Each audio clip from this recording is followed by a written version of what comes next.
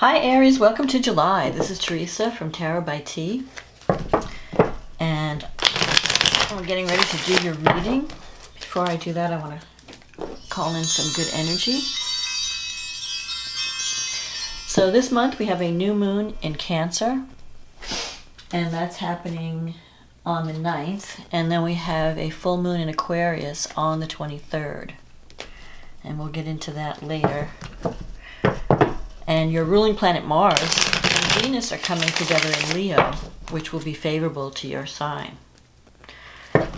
When Mars and Venus get together, that always can bring love. So let's see. What does Aries need to know about love and relationships for July? What is coming up for Aries for July? What does Aries need to know in terms of love and relationships?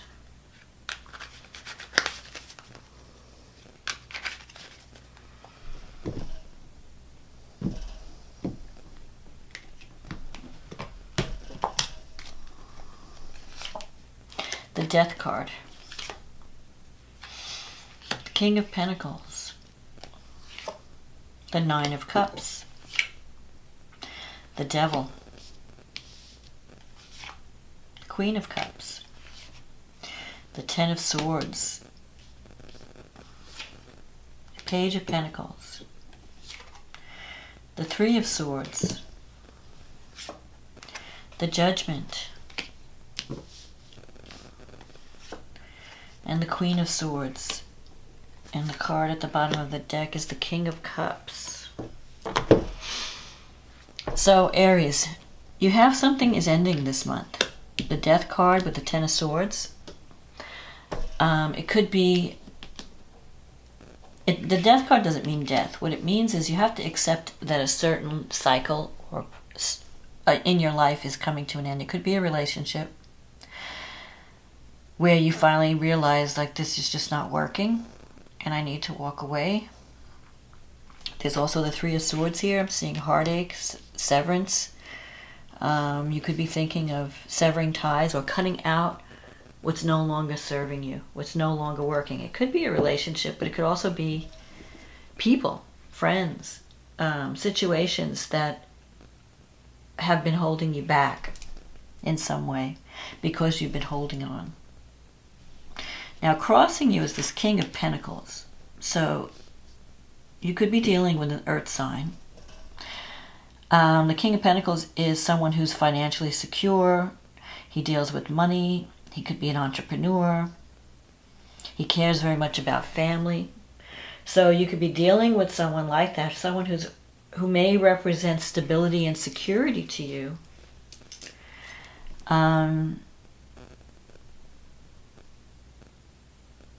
But it could also mean that maybe you're thinking of providing your own security. You're tapping into the King of Pentacles. So if it's not a person, it could mean that you have to tap into this King of Pentacles energy. And you have to create your own security. You have to think about, what is it that I need? What do I value? Maybe you've been focused on the past with the Death card, and you haven't really let go of the past. And the time has come to kiss it goodbye. Stop dwelling on the past. Realize that a certain cycle is ending. But the good thing is when you're clearing out what's no longer working, you're making room for the new. And even with the Ten of Swords in the reading, it's kind of like telling you that the worst is over. You're coming to a point of completion. And after that, you can rise and start a new beginning. You have the Nine of Cups here. This is a good card. This is a wish fulfillment card. And the Devil card, I feel like there could have been a relationship. The Devil represents fear, obsession, sometimes addiction. So it's possible that you're having a hard time letting go of someone from the past that you just felt bound to. It was like hard to break. Something is overwhelming you. It could be psychological, but it could also be a relationship that you just could not break free, or something that you're addicted to. And it doesn't have to be drugs or alcohol. It could just be something, an idea, a behavior that you were just obsessed with and stuck with, and it's holding you back. But I feel like you're breaking free this month. You're breaking free of anything that has not been serving you. You're ready to let that go, to leave, to release, to be released. And I'm seeing this King of Cups and Queen of Cups coming up here. The Queen of Cups is someone who's very compassionate, very sensitive, very intuitive. You could be dealing with someone, you could be dealing with a water sign. But when the two cards of the same suit come up, that's like a soulmate connection. Now you have this King of Cups here too. This could be a counselor or a healer.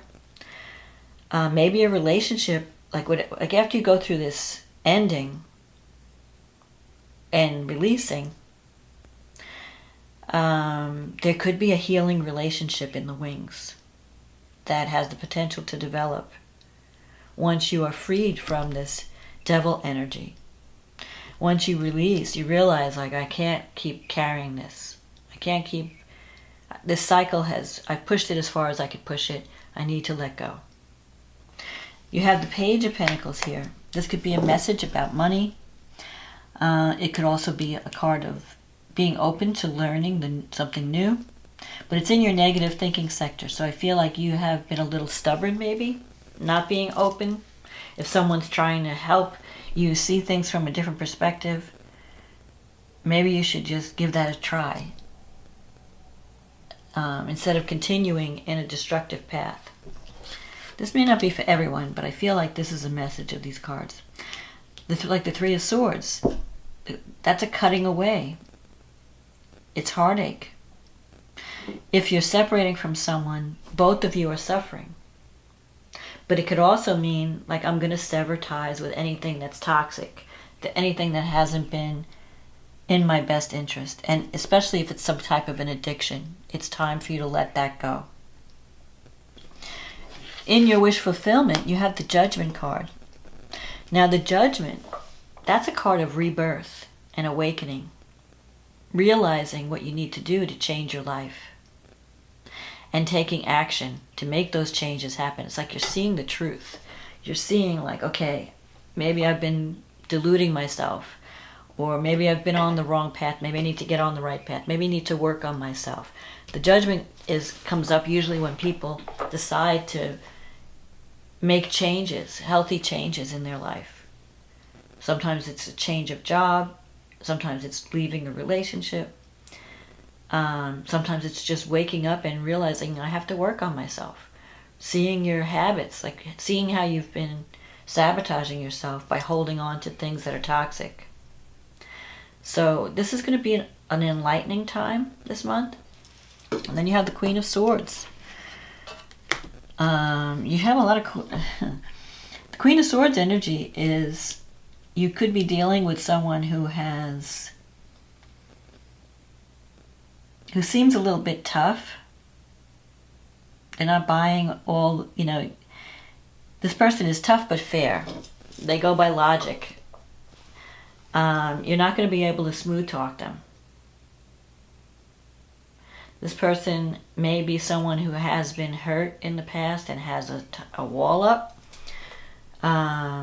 But the Queen of Swords means business. So if you're dealing with the Queen of Swords, you have to be honest with her. No beating around the bush. No, don't try to manipulate her. You have to just tell her the facts, for good or for bad. And you'll get further with this person. I think that this Queen, though, is going to be helpful while you're going through this awakening and transformation. Maybe she's helping you. It could also mean your energy, she's looking to the future. Maybe you have built walls around yourself and you need to be more vulnerable instead of pushing people away. Sometimes the Queen of Swords, it's a tough energy. It's you might be judging people too harshly, or putting walls up that prevent you from connecting with someone. But you have the potential with this King and Queen of Cups to form a relationship that can bring healing to your life. Once you release all those toxic things, and and it could bring you more security. Maybe this ending, when it's because it's not draining you anymore, draining your energy, draining your time, draining your finances, it can give you, it can change, like you're changing what you value. And I feel like that you can get everything that you wish for. You have this Nine of Cups, the wish fulfillment card. But to get what you want, you're going to have to make some changes.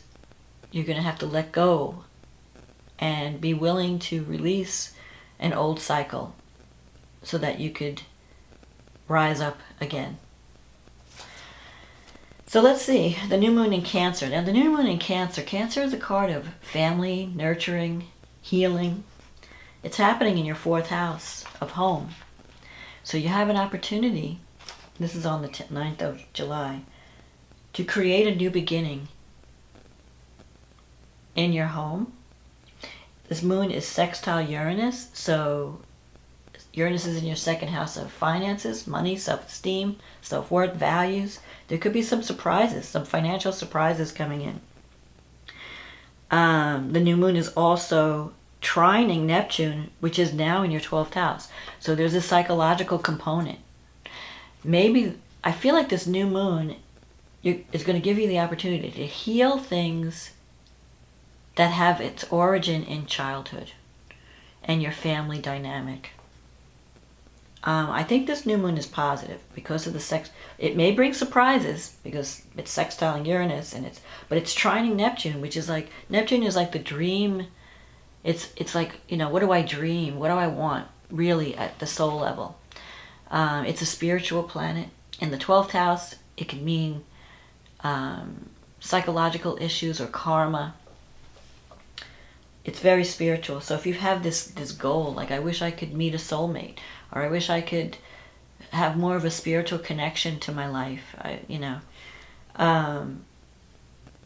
this new moon, I wish I could find a family and a home that's nurturing. This new moon can give you that opportunity. Saturn is in Aquarius. It's trining the North Node. Saturn's in the 11th house. It's trining the North Node in the 3rd house. So you're seeing the reality of your relationships, your friendships, your family. The 3rd house is, siblings. And because it's the North Node and it's Gemini, the key to creating stability is going to be through communication. Sharing, reaching out to people. Don't keep the wall up. And you have Chiron. Chiron is in Aries, your sign, in your 1st house. You need healing at this time. And the way you're going to heal is through talking about it, not holding things in, but communication. Now, Venus and Mars are coming together in Leo, which is trining your sign. And that's in your 5th house. So there could be even a new relationship or something fun coming up. Either a new because the 5th house it's the fun house. It's also the house of romance, children, creativity. So you have an opportunity to tap into something fun this month. Once you can release all this toxic energy or this darkness, whatever's been sucking your energy, whatever's been holding you back from moving forward and living your best life. So I think, let's see. Think about what you want to start at this new moon. You have anything you start at the new moon, it has a lot of support behind it. It's a positive time. If you're looking for nurturing, if you're looking for love, if you're looking to reconnect with family or to heal from any family issues, this new moon can help you. Now we have the full moon in Aquarius, and that's happening in your 11th house and your 5th house. So something is completing around friendships, around romance, around children, creativity. There's also the potential for healing. You have Venus in the 6th house with opposing Jupiter in the 12th house. It's not going to be easy because the moon is in conjunct Venus and the sun is in conjunct Jupiter. So the full moon is going to bring up things that you may not want to see. But if you can face them, if you can get through the difficulty or the uncomfortableness, you have an opportunity to heal, to bring things to the surface. Venus in the 6th can bring love through the work that you do, but it could also bring healing because the 6th house is the house of health and the 12th house is your it's also connected with health, but it's more of a psychological nature. Mercury is opposing Pluto. Mercury's in the 4th, Pluto's in the 10th. So there could be, you want to watch what you're saying, watch your communication style. You could have some power struggles between, with the people you live with. Don't lash out. Choose your words carefully. Or you could, because Pluto in the 10th is transforming your status. When Pluto's in your 10th house, you can come into a position of power. But it could also be a fall from power too if you abuse your power. So you don't want to abuse your power. It could also mean a transformation in your status, like single to married, married to single. But Pluto, it wants you to transform through your life goals. Like, you might have to choose between home and family and career. There might be some challenge between what's going on at home and what's happening in your career. And you may have to negotiate and choose your, communication. Be careful how you're communicating with Pluto, because you could be cutting. When Mercury opposes Pluto, your words can hurt more than usual. So choose your words carefully. Don't burn bridges. Saturn in your 11th house is sextile Chiron, and Chiron's going retrograde on the 15th, just before the full moon. So it's time to really look inward. When a planet retrogrades, it's time to, instead of pushing forward, it's time to take a step back and evaluate and look and go within. What do I need to heal within myself? What within me needs healing? How am I presenting myself to the world? How is the world seeing me? If there's any problems with the way I'm being viewed or the way I'm presenting myself, maybe I need to heal something so that I can present my best self. Usually with the full moon in Aquarius, there's a challenge between the needs of your ego versus the needs of others.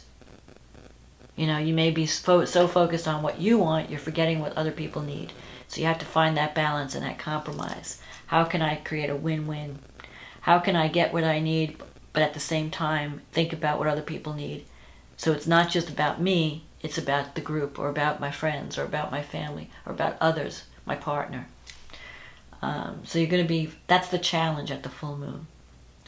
And so those things will be in the spotlight. Friendships, romance. What do I need to do to find joy in my life? There might be something with children even that comes to the surface. And you may have to reevaluate how you're being perceived in the world, and if you need to make any changes along those lines. So I hope you enjoyed this reading, Aries. I hope if it resonated with you, click on the link, click on the like button or the subscribe button. If you'd like a private reading, click on the link in the description box. And a private reading, this is like a general reading, so it may not apply to everyone. But if you'd like a private reading where we can just focus on either your love relationships, career, whatever you want that's specific to you, we can do a reading on that. Just click on the link, it'll take you to my website. So in the meantime, don't be afraid to release what's been holding you back or anything toxic, and start embracing change. And I hope you have a wonderful July. We are having the Saturn square Uranus energy all year, so you need to be freed from something. We all need freedom from something. at this time. The thing is not to burn bridges while you're, rebelling or breaking free. So I hope you enjoyed this reading, and I will talk to you again next month. Okay, bye now.